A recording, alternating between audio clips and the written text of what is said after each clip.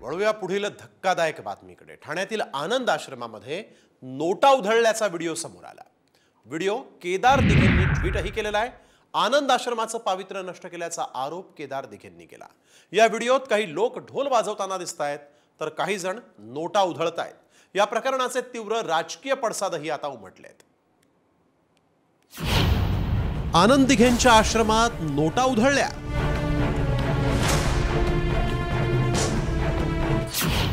आनंद आश्रमाचं पावित्र्य कुणी केलं नष्ट?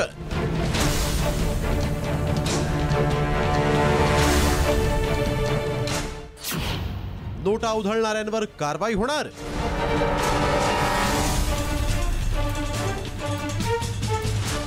शिवसेनेचे ठाणे जिल्हा प्रमुख दिवंगत आनंद दिघे यांच्या टेंभी नाक्यावरील आनंद आश्रम, शिंदेंच्या शिवसेनेचे काही पदाधिकारी नोटा उधळतानाचा एक व्हिडिओ सोशल मीडियावर व्हायरल झाला।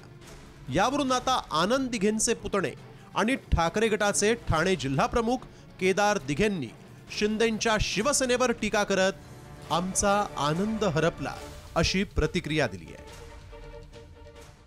अत्यंत दुर्दैव आहे की ज्या दिघे साहेबांचं पूजन आपण करता, ज्यांना आपण देव मानतो, जे आपलं दैवत समजतो, त्यांच्या प्रतिमेच्या समोर अशा पद्धतीची गोष्ट करणं हे अत्यंत निंदनीय आहे। दिघे साहेबांची प्रतिमा, दिघे साहेबांचे संस्कार, त्यांची तत्व, त्यांचे विचार हे जर का अशा पद्धतीने जर का चुकीच्या माध्यमातून आणि चुकीच्या पद्धतीने लोकांपुढे जात असतील तर खरोखर दुःखदायी आहे। आनंद आश्रम आता आनंद आश्रम राहिला नाही आणि खऱ्या अर्थाने आपला आनंद हरपलेला आहे।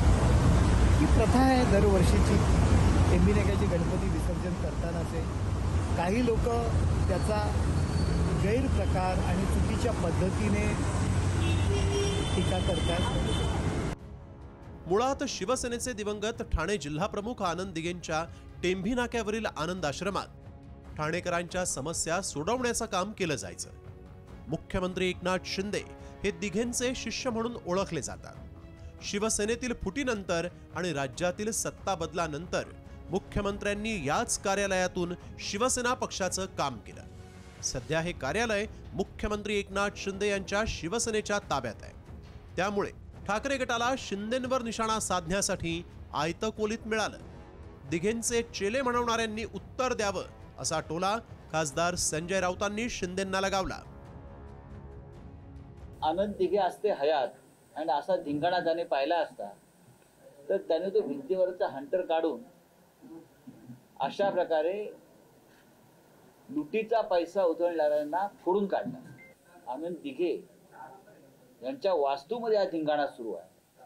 ह्याच्यावरती हे त्यांचे काय स्वतःला चेले वगैरे मानतायत, राज्याचे मुख्यमंत्री असतील किंवा त्यांचे तिकडले कोणी इतर लोक असतील, त्यांनी त्याच्यावरती भाष्य केलं पाहिजे, मग आम्ही बोलू। दरम्यान गणपती विसर्जनासाठी ढोल पथकानं टेंभी नाक्यावरील आनंद आश्रमात वादन केलं। त्यावेळी त्यांच्यावर टेंभी नाक्याचे शाखा प्रमुख निखिल बुडजुडे आणि पोलीस लाईन शाखा प्रमुख नितेश पाटोळे यांनी नोटांची उधळण केली। या दोघांची थेट हकालपट्टी करण्याची ग्वाही खुद्द मुख्यमंत्री एकनाथ शिंदेंनी दिली आहे। तुमचे गुरु असलेले दिघे साहेबांच्या मठामध्ये पैसे उधळण्याचा प्रकार काय?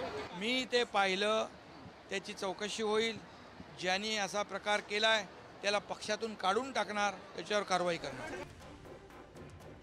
ठाण्याचे आनंद दिघे, दिघेंचं ठाणे ही ओळख गेली अनेक वर्ष शिवसेनेसोबत जोडली गेली। महिलांवरील अत्याचाराला याच आनंद आश्रमात चापकाचे फटके दिल्याचा इतिहास आहे। मात्र आनंद आश्रमात नोटा उधळून शिंदेंच्या शिवसेनेनं नवा वाद ओढावून घेतलाय।